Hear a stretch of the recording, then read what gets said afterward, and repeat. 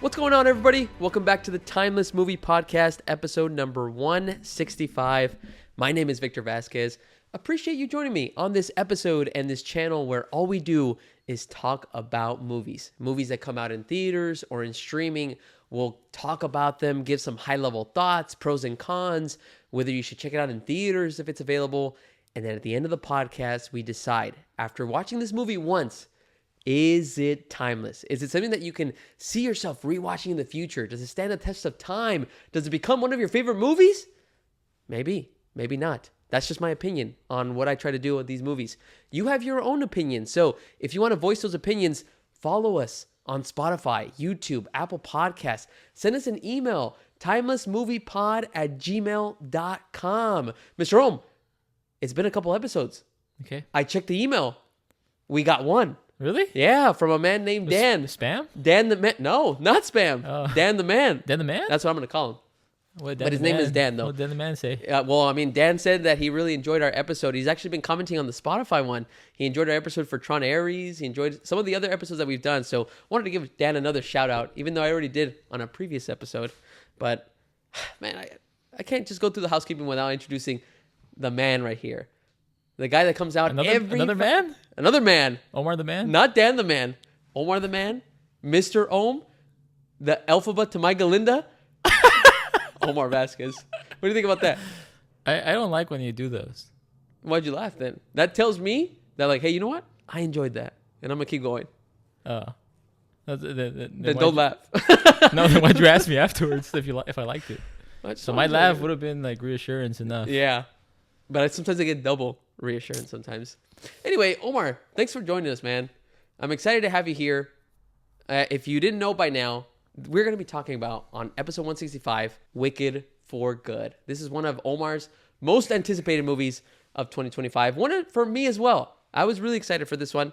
But before we talk about this episode 164, we're going to take it a little bit back. Last episode, I went solo. Omar wasn't here, but we went to go watch together Keeper. That was a new film by Osgood Perkins, new horror movie. Thought it was pretty interesting, pretty good. Go check out that episode. Let me know if you agree or disagree with my thoughts on that new horror film and whether you thought it was timeless. All right, enough of the housekeeping stuff. Let's jump right into it now, Mr. Ohm. We're talking about Wicked for Good. This is the sequel to the first film, Wicked, that came out in 2024. Mr. Ohm, this was Wicked. Yes. Your favorite movie of 2024. Yep. And probably one of my favorite movies of all time. Man. I think it's up there. Yeah. Like, everybody has their movies that they feel like it's like their favorite, you know? Mm-hmm. Like movies you'll watch like forever. Like The Dark Knight is on there for me. Mm-hmm. Or like Interstellar. Yep. Like The Lord of the Rings. And you know, this probably is a long ramble for the beginning, huh? I love it, man. Okay. I like rambling. All I'm gonna say is I didn't expect a movie to join the ranks of those for my favorite movies. Any new recent movie, because I feel like it's hard. Sometimes you're biased by like nostalgia. You watch movies when you're a kid, and then like they stick with you for the rest of your life, like Toy Story or something. Jurassic Park. Those are all movies that are like, to me, if somebody asks what are your favorite movies, I'm gonna say those. Wicked joined those. That's how much I like that first movie. I think that movie is perfect. Mm-hmm. So yeah, most anticipated movie this year was Wicked for Good. Nice. I like that, man. I like how you're setting like the idea for the audience that maybe hasn't listened to the podcast. This is their first time. You're setting the bar as to what Wicked was for you. For me, it was actually I want to say my fourth or fifth favorite movie of last year. There's a couple other ones. Yeah, man. To me, Dune Part 2 was my masterpiece. But it was still a movie that blew me away because of the fact that I'm not into musicals. Omar, I mean, you and I are similar. Like, we're not that much into musicals. Yeah. And so it was able to really capture my attention, and the music was so catchy. And to me, Mr. Ohm, 2024, and I probably will say that maybe not all movies of this year, but I will say that the way that Wicked ends is probably one of the best endings that, like, one of the best, like, periods that you could put on a movie like that. Just end it. Yeah. And it was just so well executed at the end that I was like, man, I've never seen a movie leave on a high note like that. And so, it left us really excited. We didn't have to wait long, just a year. So now we are here. me and Omar and my fiance Liz as well, we all went to go watch Wicked for Good in theaters opening night, Dolby Cinema. Let's go ahead. Let's talk about it. Non-spoiler first, then we'll jump into some spoilers. Mr. Rome, let's give everybody a couple of details of Wicked for Good. Who directed it? Well, it's John M. Chu. He directed the prior Wicked movie, as well as some other ones. In the Heights, another musical. He ended up also directing Now You See Me 2. I don't know if you were aware of that, Mr. Rome. He did direct one of those magician movies, you know? Wait a minute. He rejected. Oh. He directed Now You See Me 2. Wait. Now You See Me. The one that's out now. What number is that? 3. I thought that was 2. That's what a lot of people assume, because when you say Now You See Me, Now You Don't, that sounds like a perfect sequel title. No, it is a third one, Mr. Rome. Whoa. Very weird. But and then the other one that I believe that John Chu has made, which is probably the most well-known one that a lot of people remember, is Crazy Rich Asians. So again, has this really cool style, this way to make things feel very grand and epic, and Wicked was no different. And here, for Wicked for Good, we have the same cast. We have Ariana Grande, Cynthia Erivo, Jonathan Bailey, Ethan Slater. You have Jeff Goldblum. You have Michelle Yeoh. So many different actors that have joined. A couple of new ones as well. And what is Wicked for Good about? It picks up right where the first film left off. You have Cynthia Erivo playing Elphaba. She has been deemed the Wicked Witch of the West. Everybody hates her. There's propaganda all about her. And all she's trying to do is to prove to Oz that the real villain, it's not her. It's actually the wizard. And so she tries to resist. She tries to push. But what will happen if she keeps pushing, right? She keeps resisting. She ends up maybe getting some of her friends hurt and just in trouble or just in worse positions. And so that's kind of what this film is about, is just seeing Elphaba trying to challenge the normal and try to convince Oz that she is not the actual wicked one. And so I'll leave it at that. Very simple summary, plot synopsis.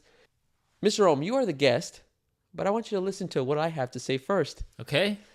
After I left the theater, I thought that Wicked for Good was a really good movie. I enjoyed it.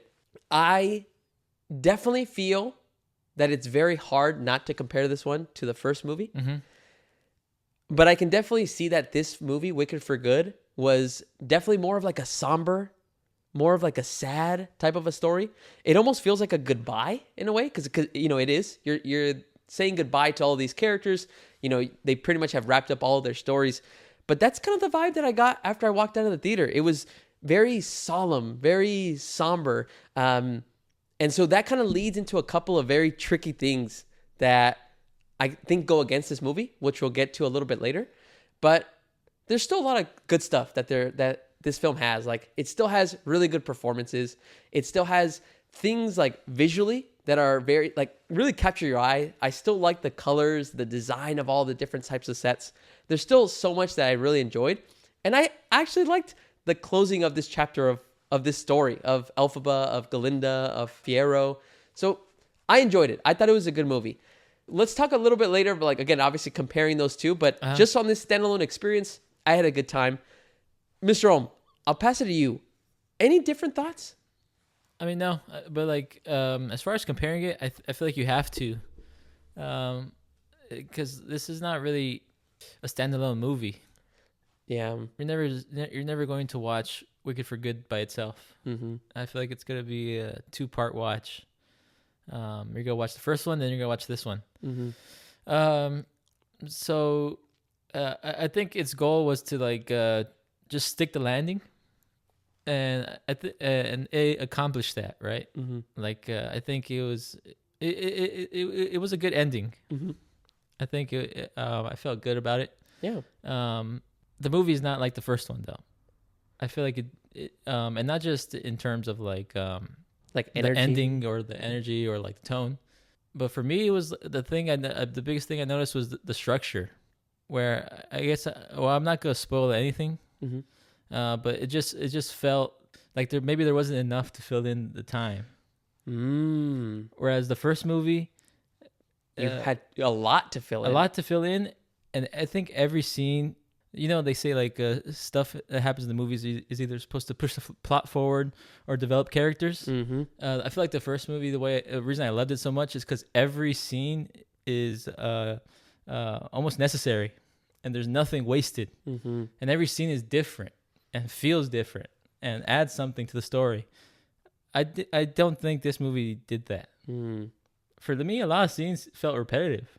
And do you include like the singing portions of it? Like even like the singing, yeah. like when they would go into those kind of pieces. That I do agree. Like where I did feel like that there was that similar, like where like I've already seen this before, and I've already seen this before in this movie. And right. So Exactly. Like the first movie, if you can even focus on the songs too. The first movie, every song was different, different tones and different.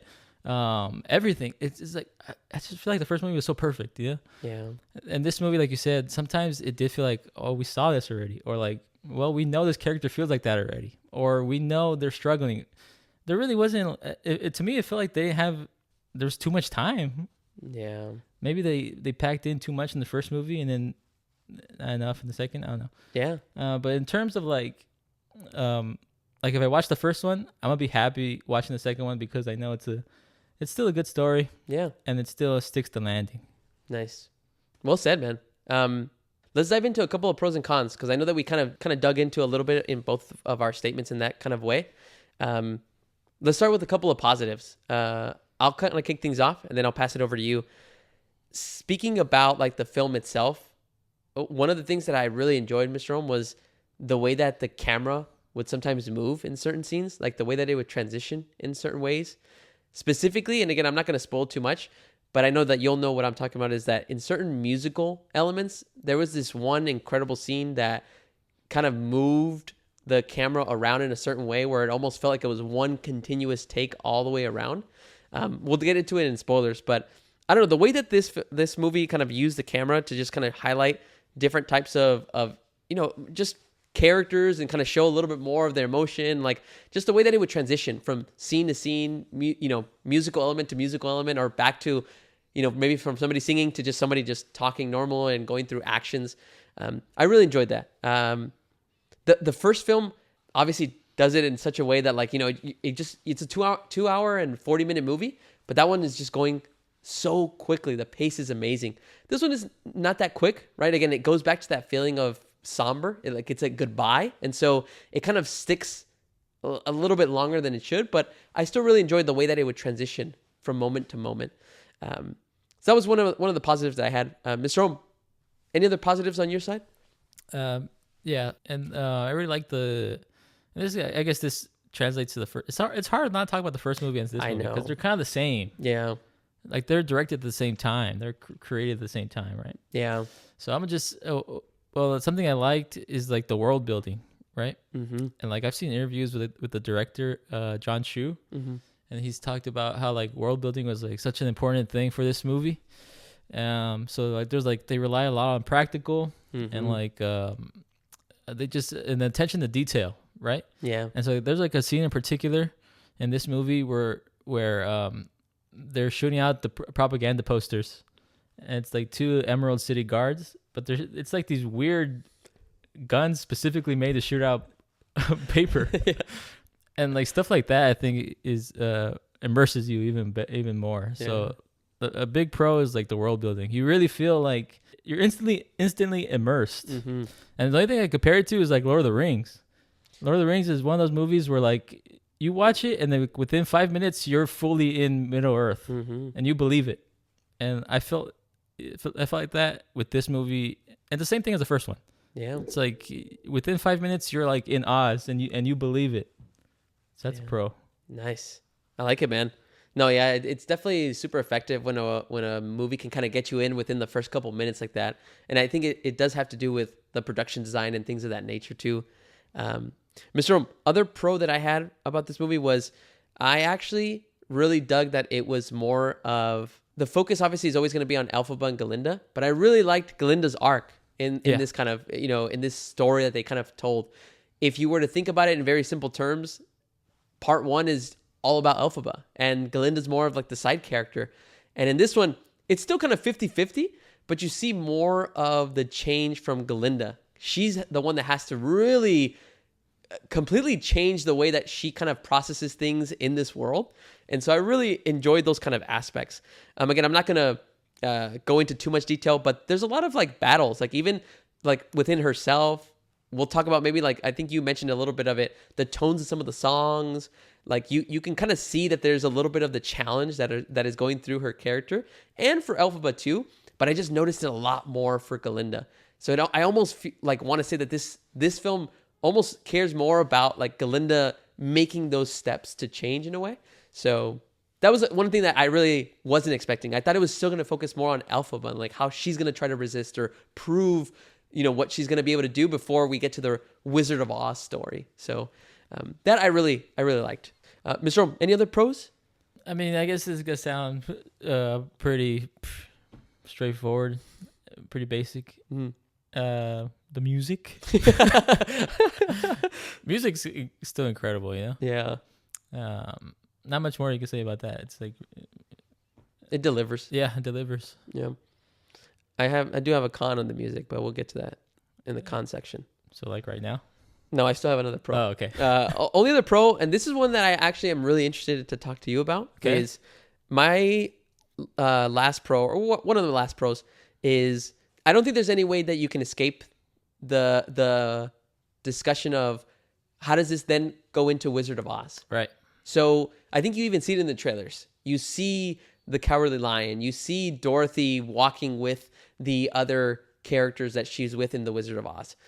I thought it was pretty clever how they weaved that into the story, though, of like how these players got to be like, where does the Tin Man come from? Like, where's the Cowardly Lion like that? Where has he been? How come he didn't come out? Maybe, or did he come out in the first film? Like, or the Scarecrow? Like, how they did that was really well executed for me. Like in my brain, I was like, oh, that's such a clever way to kind of still intertwine these two stories and still make it something like, well, that there's going to be the Wizard of Oz after this. That there's still like a story to tell, but how they still connected that to Elphaba, to Glinda, and all that stuff. Like, I thought that was how they pulled that off was really cool. I'm really curious if you agree with that. I don't know if you do, or maybe I'm in the minority in that. Maybe people that are listening also like disagree. Like maybe that ruined their experience knowing that there's still this other story, this other movie that it's almost kind of playing bits and pieces as you're watching Wicked for Good. But for me, it never bugged me. Like I guess the best way I can describe it is that it never crossed the line, because you could, in one iteration of this movie, you Just could turn into the Wizard of Oz. Exactly. And I think that's the tricky thing that I think John M. Chu and the team that developed the movie, I think they tiptoed around that line really well, where they never made it too much of the focus and never made it into a remake of the Wizard of Oz, but they still wanted you to show that, hey, these characters, these players in the Wicked for Good, they still have a big part to play in the bigger grand story. So how they just did that, intertwined everything with the Wizard of Oz, I thought was executed really well. I disagree. But I think we could get into that in the spoilers. Cool. Like, that didn't ruin the movie for me. Yeah. But just generally speaking, I think the Wizard of Oz story is a little weak. I mean, for the time, it's incredible. Mm-hmm. But I think like for 2025, like I feel like that story is not as gripping. Yeah, and there's some loose ends still. Like, so let's talk about that. Yeah, I like it. Okay, Mr. Rome, any other pros? Anything else on top of your mind? No. Okay, let's move over to the cons. You were mentioning I was mentioning more of the music one, so I'll kind of get this one out of the way. I really enjoyed the music, but I think this is where it gets really tricky when you have two parts to the story. Is that you have no other choice but to compare it to the first part. And the first part has so many great musical pieces. Yeah. It has Popular. It has Defying Gravity. It has Mourn the Wicked. Mourn the Wicked. And then it has so many The different... Wizard and I. The Wizard and I. Like, there's so many great songs that I went out after the theater when we watched Wicked last year, and I listened to the Spotify, listened to the whole soundtrack. I think, were saying that you were listening in preparation for Wicked for Good, and so that to me, I think, as tough as it is, and I actually had heard like people when I would listen to different podcasts, heard people saying like, well, it's going to be really tough because, in the second act of this musical, it doesn't have as like strong music. And so I was like, oh, okay, well, maybe they'll add something different. Maybe they'll add their own kind of twist to it. And there are songs, like, to me, my favorite is No Good Deeds, I think. Right. That's probably my favorite one. But I feel like that's a little bit of a nitpick for me, is that because you have such great music in the first one, that you have no other choice but to like compare and contrast. You're like, oh man, there's nothing as catchy. There's nothing that just riles you up, that leaves you with such a feeling that like, oh man, like, and I get why, again, because this is a different tone for the film. Like, it's not supposed to be happy-go-lucky. It's supposed to be, hey, these characters they're going their own paths. They're saying goodbye. And so I understand that the music has to reflect that, but... Exactly, but there can still be music that, just because the tone is like sad doesn't mean the music can't be good. And I don't want it to articulate that way, where it's like, oh, I only want there to be high energy music, even though that is kind of my kind of style of music that I enjoy. I just feel like there wasn't as much of those types of musical elements that were just as catchy. Even not only like the music, right? But also the set pieces of those music. Like, I'm always going to remember the song when Fierro in the first one is in the library, and how they designed this library that moves. And here you have more of just singular rooms, singular characters singing by themselves. And there's not much like going on in the background, or not much going on in other pieces other than like the camera and how it moves. But yeah, that was one of my cons, is that, and again, that's just my brain immediately comparing and trying to see like, well, wasn't as good music for me. There's still, again, the music is still very well done. It's just that there wasn't anything that kind of left me just with like this feeling of, oh, I can't wait to listen to it on Spotify. And like, you don't want to compare it, but I feel like you have to, because like, you also can't review it just based on this movie, or you just can't think of it as this is a standalone movie, because I mean, it relies too heavily on the first movie to be like a standalone, right? But yeah, I agree with what you're saying. Like, it's weird because it almost looks like, I don't want to say lack of effort, but it kind of feels that way, right? Even talking about the library scene, that's all. And I watched the video where John Chu was saying that's all real. That's all practical. Spinning room is actually spinning. Does not having that hurt the movie? For some audience members, yeah, I think it does. Because it's not like it's relying on that, but it just adds another flair. Like, it adds something else that, like, okay, it's something to not only listen to, but also something that you can picture. Like, oh, I remember this, or I remember this thing that like Elphaba did when she was singing Defying Gravity, and she's like in the middle of the air, like just floating. And I'm like, oh man, there's just images like that, I guess, that I was looking for. Mr. Rome, any cons for you? I really can't think of any. That's fair. I only have one other one. All right. And I think I'm alone on this one too. Say it, man.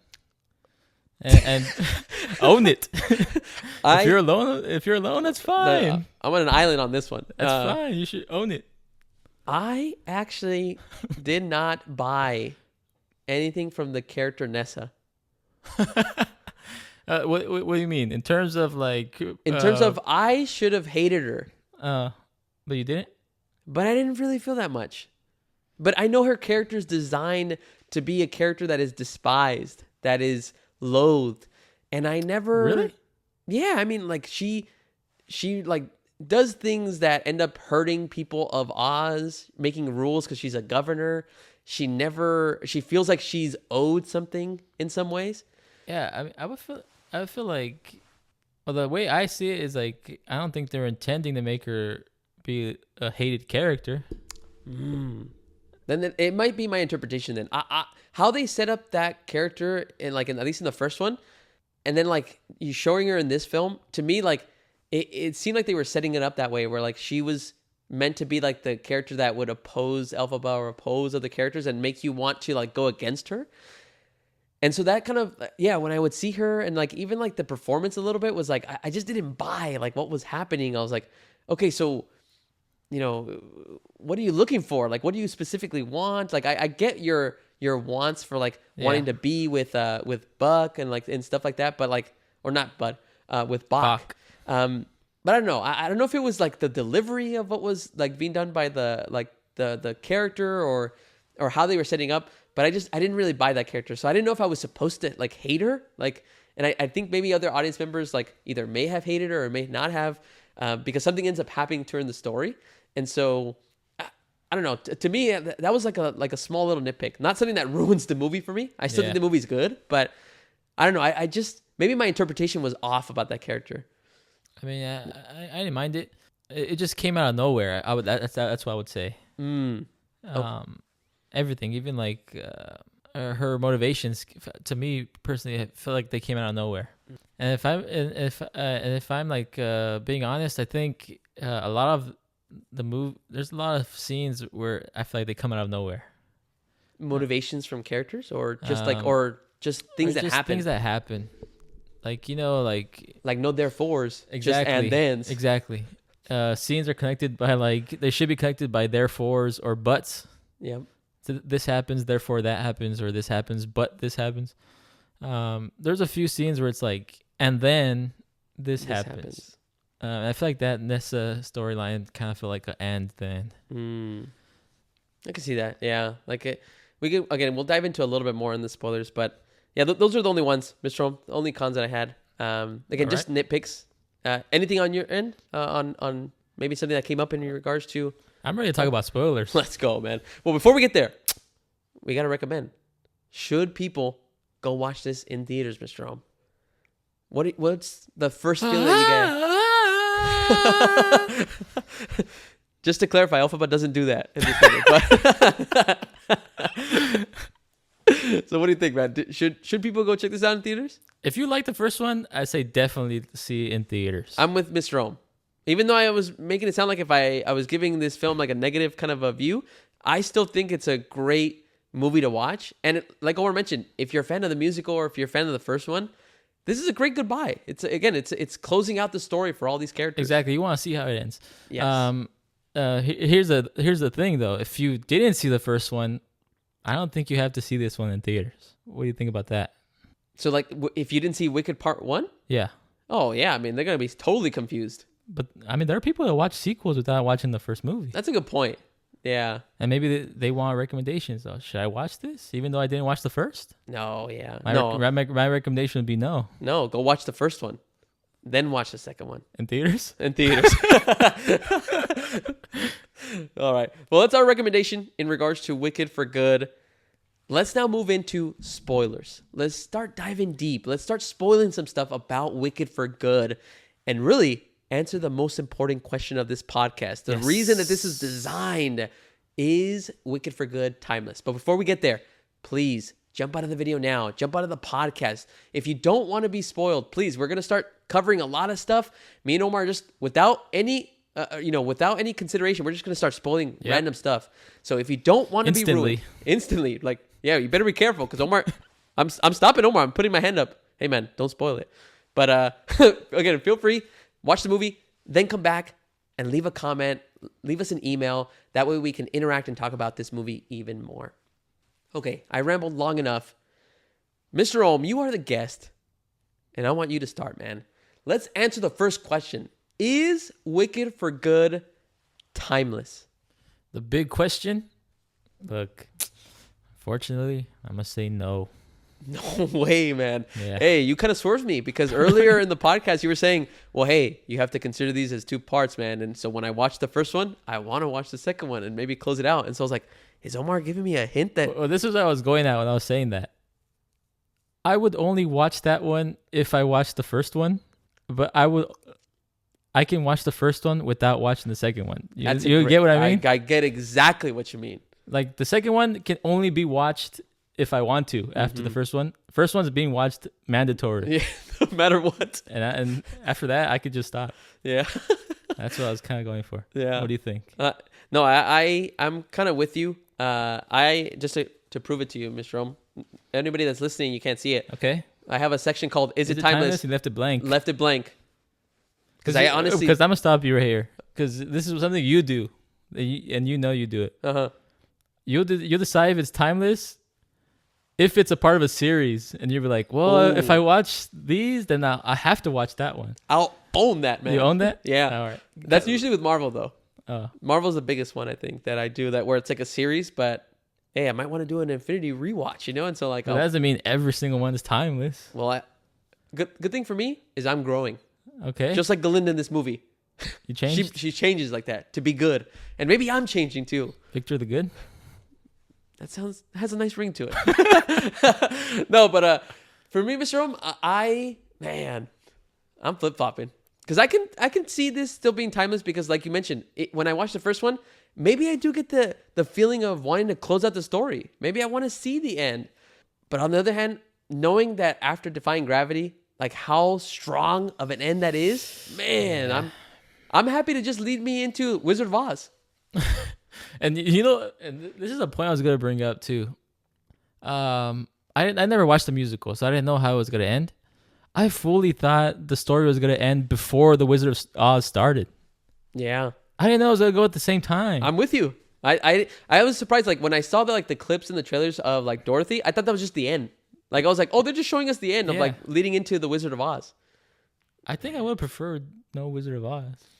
So this goes back into my I guess the pro that I had about that I like that it intertwined the stories. Yeah, and I want to talk about that. Yeah. After you give your answer, because you've been procrastinating, man. I was hoping that you were going to catch it so that I would. Are you going to give it to the very end? No, I'm going to give it right now. Okay. I'm going to say that Wicked for Good is not timeless. Man. But I keep thinking that even though again you can't compare, but if you're just looking at this story as standalone, man, like I don't know, that it has its moments. It has like really good the changes in characters. Like it has a good arc with Glinda. But again, to me, like because it is a musical, to me that's got to be one of the biggest pieces. And one of my pros was not music. Like I enjoyed the music, but it never blew me away like the first one did. I fell in love with the music of the first film, and so to me, I'm going to say that because I didn't get that same feeling as the first one, and I know it's not fair to ask the film like, hey, I want to have this same reaction. I want to have this same kind of like that same momentum of like how it ends. But I don't know. To me, as of today, I'm going to say it's not timeless. I'm kind of on the boat of Mr. Ohm. I would probably watch the first one and just end it on Defying Gravity, and man, I'd be so happy. I'm like, yeah, this is so satisfying. But those are my thoughts. Mr. Ohm, let's go back. Wizard of Oz. So you thought it was a little distracting. Did you think it was like, there's just too much of this? Not distracting. It's just too weak. Weak how? Like weak in that, so kind of going into it, right? I thought it was cool that Elphaba's the reason that you have the Scarecrow and the Tin Man. I really like that. That's probably one of my favorite details. But like when the Wizard of Oz was going, once like the Wizard of Oz storyline kind of starts, I started feeling like a little disappointed because I knew they started to now the movie has to hit certain markers. You have like these kind of predetermined. There's like a predetermined story that you have to hit. There's certain beats you have to hit. They have to get to, or they have to meet with the wizard.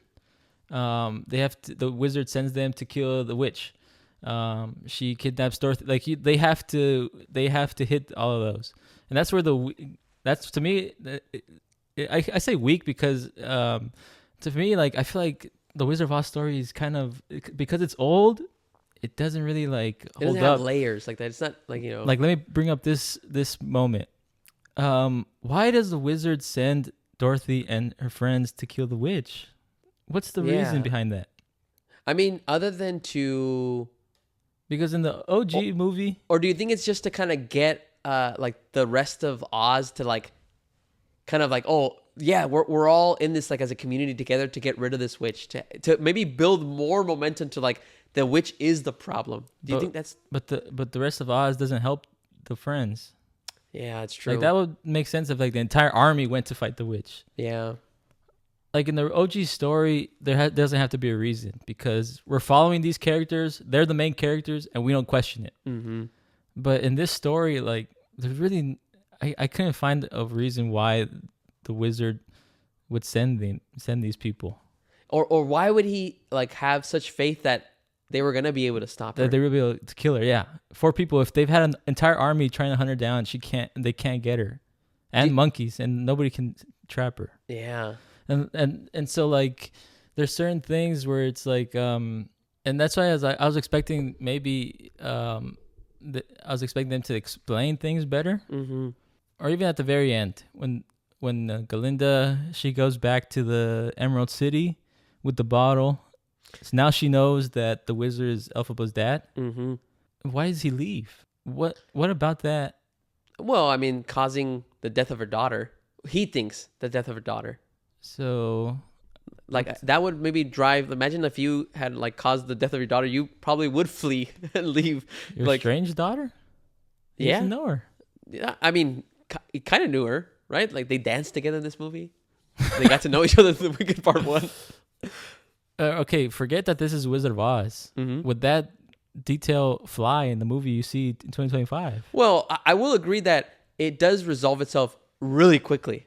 Like he immediately, as soon as he finds out the news, and then you don't even see him leave. Like, dude, like, but I feel like you're still thinking about Wizard of Oz. Like, forget the Wizard of Oz. Let's say a random movie and the main villain, there's a big reveal. He's her dad. You have to leave now, and he leaves. Yeah. That's too weak. Like, Yeah. I'm sorry. That's why I feel like incorporating the Wizard of Oz is like a con almost for me, because I feel like that story doesn't really, or I thought there was gonna be a better explanation to why the wizard leaves. Yeah, there really wasn't any. Just like in the Wizard of Oz, the 1939 one, there wasn't a reason for him to leave. I still don't know why he's leaving, or where's he going?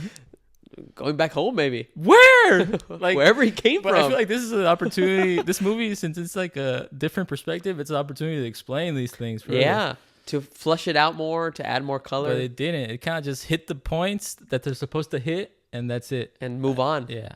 And I didn't like that. That's a good call out, man. Yeah. Again, I think you agreed with me. I think it's clever how they had Elphaba be the reason like that, but yeah, I think to the detriment of the movie, because it is related to the Wizard of Oz. Now like Omar kind of called it out. You have these like structured moments or milestones that, hey, you have to include something like that, and it does make it for more challenging, because then you start like wondering like those kind of things, like, oh, okay.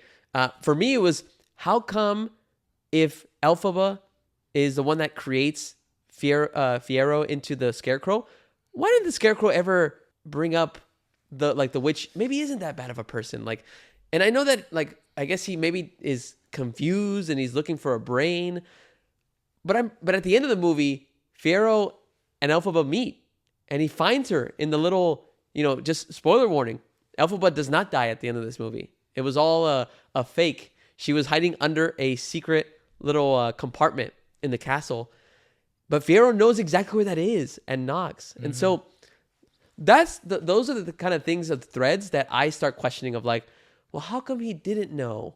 Like, why didn't he bring it up to Dorothy and like convince them, like, hey, she's not the one, she's not really what we're all making her out to be. Yeah, because they have to follow the rules of the Wizard of Oz. And that entire, like, it didn't really feel right. It just feel like, and like one of the monkeys, I forgot the head monkey's name. Oh, yes. But he rips part of Fiero's jacket, and like Elphaba is like, she decided she's not gonna do any more good deeds. But then she finds Fiero's jacket, and she thinks, or he's dead, or and she moves on like, and really she moves quickly. on like this, and she was like, you know what? All right, I'm gonna surrender. But then Fiyero at the end, when he knocks, they had that planned already. It was, I just feel like it wasn't executed right, and it's not a fault of the director or even the original writers of the musical. I think it's just the fault of, they have to work with the Wizard of Oz. The lore that's already built in. They have to have it like tie in. Like, let's say the first movie had little restrictions because the Wizard of Oz hadn't even started. The only marker you need to hit is that everybody needs to be against Elphaba at the very end. That's it. And I feel like that's why that movie was so good, because it was like everything felt unique and everything felt fresh and everything felt like motivated. Everybody just looked like they knew what to do, Yeah. I'm talking about like production wise and like director and all that. Yeah. Like, but this movie, I don't know. Yeah, it felt more restricted in a way where Yeah. like you couldn't do too much because you were already at a point of the story where, hey, the Wizard of Oz is coming up now. Like we have to start integrating these elements. So, Mr. Rome, one of the other things that I wanted to talk about was in regards to one of the, and this is like one of the pros that I had, but like about Glinda's story. Do you kind of agree with that kind of piece of it? Of Yeah, like, it's the strongest part of the movie. like her basically evolving into actually becoming a good person in a way. That's kind of again why I really enjoyed that. But Well, her arc is the strongest part, but there's moments where she does nothing. that's true. And earlier I was talking about like moments that felt like they were repetitive. It was a lot of it was Glinda's. Yeah. I know you were referring to that because as soon as you said like, oh yeah, there's certain like even musical elements where it's like, well, we've already seen this, and two of her songs are very similar. I think you're probably referring to like the beginning, right? When like they announced that she's engaged with Fierro, and then there's one where she's by herself in her room. Yeah, and they both are like tones that are like very similar. Very she's like sad. in the castle. She's by herself. She's sad, and it kind of feels the same. Where she's like challenging herself, but she doesn't like nothing occurs afterwards. So I'm like, oh okay. So she's still like debating like, oh, which side should I be on? But yeah, so I'm in agreement with that. There are moments where like I guess you don't see enough of the growth just yet, but I still liked her arc. I like that she finally gets to see that, oh, it's not all about people loving me. Like it's all about like how I can help people. And then if they love me, then that's fine. But this kind of leads me into my favorite scene that includes Glinda. Really? Yeah. All right, let's talk about favorite scenes because I have one too. My favorite scene was when she's singing that song in the castle in her room. Did you see how when she looks up and there's a reflection and then the camera goes into the reflection and it follows her? And then she looks at her closet Another and one, and it does it again? Follows again? Yeah. Dude, that was incredible. Really good. Those are the kind of like things that I want to see more of like that movie magic of just going into mirrors, seeing a reflection, but no, you're actually seeing the real one, or no, you're actually seeing the reflection in the mirror. And so look, and that makes the music stand out more. Exactly. Going back to the first one, when Fierro sings in the library, what adds to that? The library, the rotating room.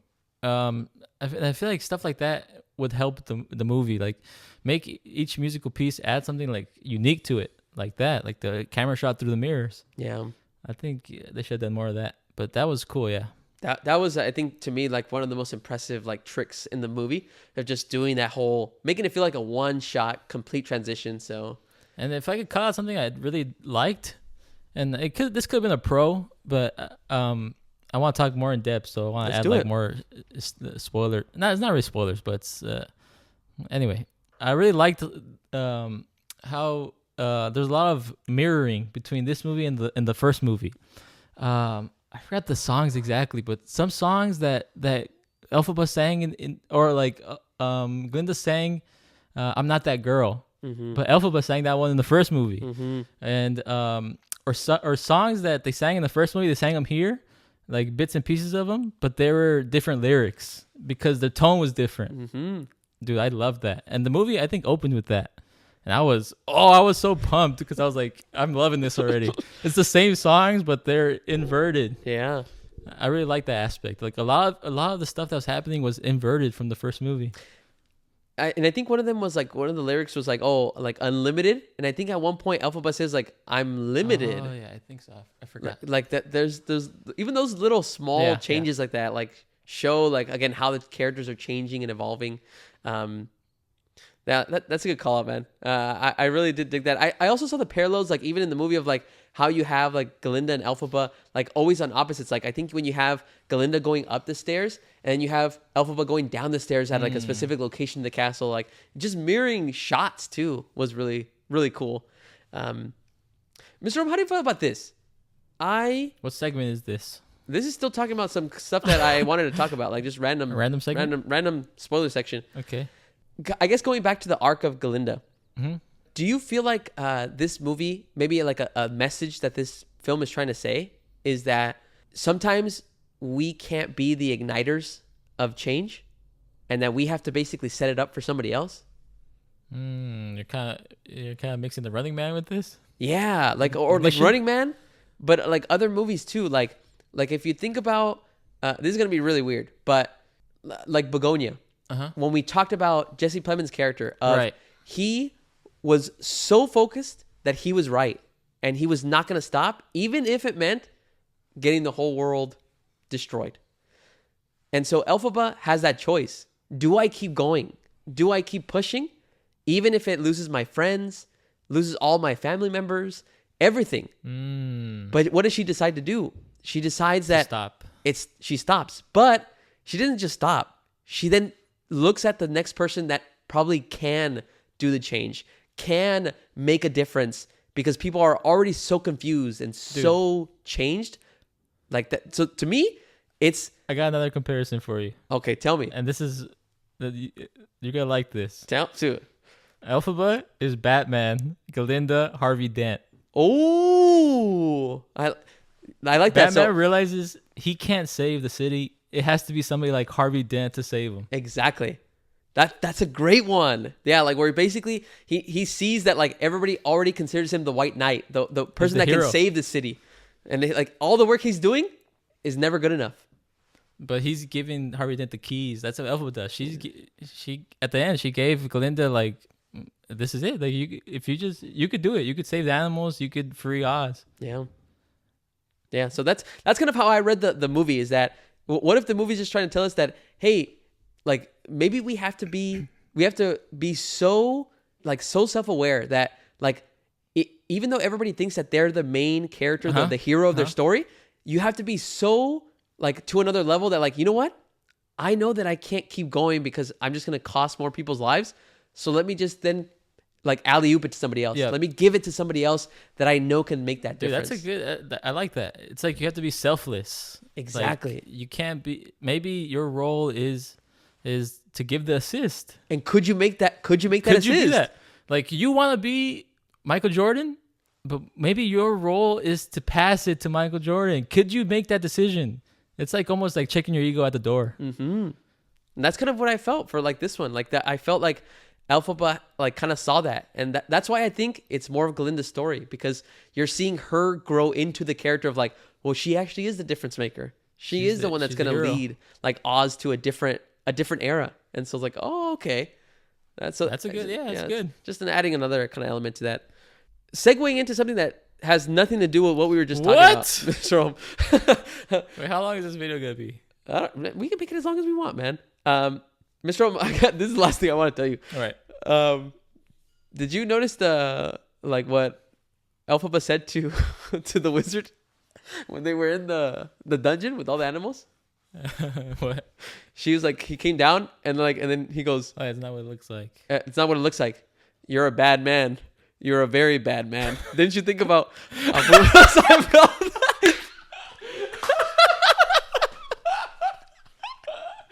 No, I didn't even cross my mind. Bad man, you're a very, very bad man. In case nobody knows, we're talking about Seinfeld. What was his name? Babu Bot. Babu. Like that. So that Seinfeld character, like, and I always remember him like that. Very bad man. Finger wave. Dude, as soon as Jerry. Very, very bad man. Dude, I wanted to tell you so bad when we left the theater. I didn't even hear that. Dude, as soon as she said it, I was like, in my head, the first thing I think of is like, oh man, I couldn't believe it. That's funny. Yeah, man. I just want to call that out. That's a timeless movie for me. It's timeless for that reason. Oh man, Mr. Rome, anything else? Any other thoughts on Wicked for Good?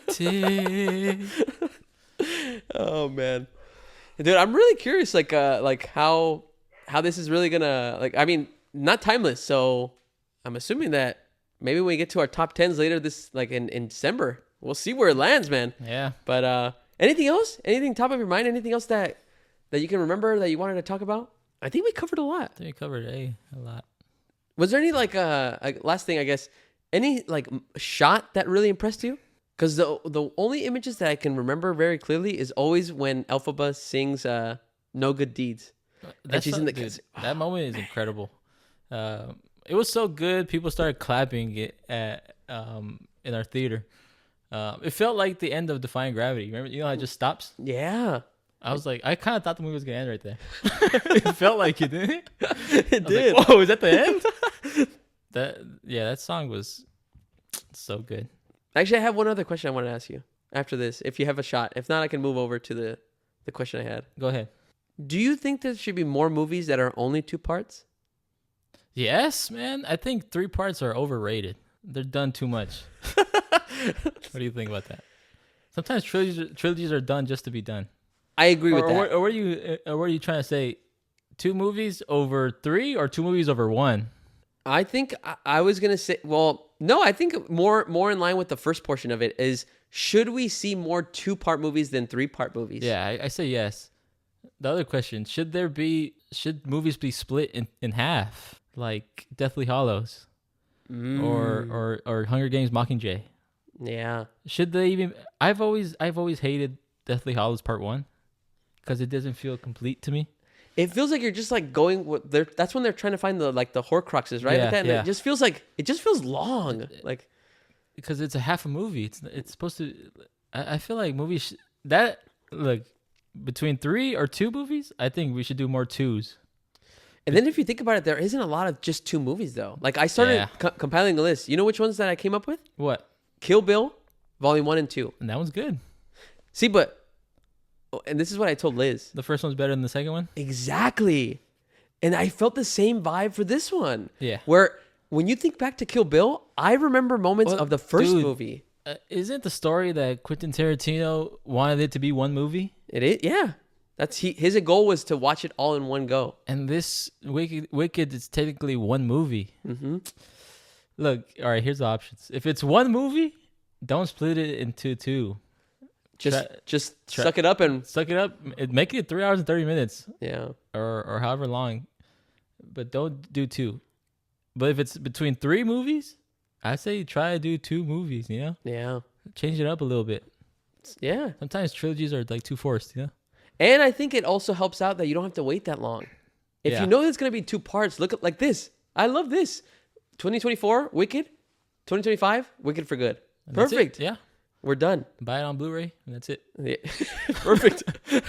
The only other movie I could come up with was It. It and It Chapter 2.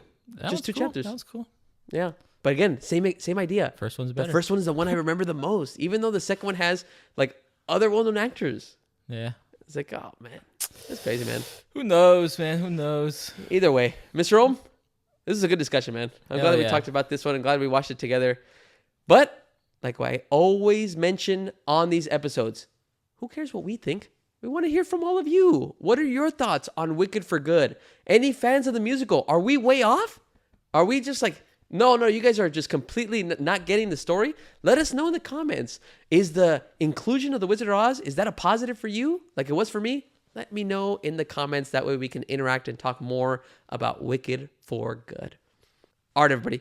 This has been episode number 165 of the Timeless. Killed the wizard. You think they should have killed him? I'm still upset over him just leaving for no reason or no explanation. Because in the Wizard of Oz, do they show him in the Wizard of Oz leaving? I don't know if they show him leaving, but they do show him like I'm like in this movie, huh? Yeah, I'm heading out. Like he should have been dead, and then somebody's like pretending to fly off as him, but he's actually he should have been imprisoned where the animals were. Yeah. Oh, nice. Anyways, bro, it cut you off on your. Yeah, it's all right. It's all right. I wanted to hear that thought, man. Like I could tell that it's really bugging you, you know. Either way, this has been episode 165 of the Timeless Movie Podcast. Omar, I can't thank you enough, man. Thanks so much for being able to come on and talk about Wicked for Good. Hell yeah. Your most anticipated. Maybe not the one that delivered the most, but it's okay. Dude, just end the podcast. No, man, we got a couple things to talk about more. My name is Victor Vasquez. Thank you so much, guys, for listening. Appreciate you guys listening all the way through to all of our thoughts about this film. Make sure to check out next week's episode as we talk about a new film and we decide if it is timeless after watching it once. All right, guys. Thanks so much. Have a great rest of your week, and I'll talk to you later.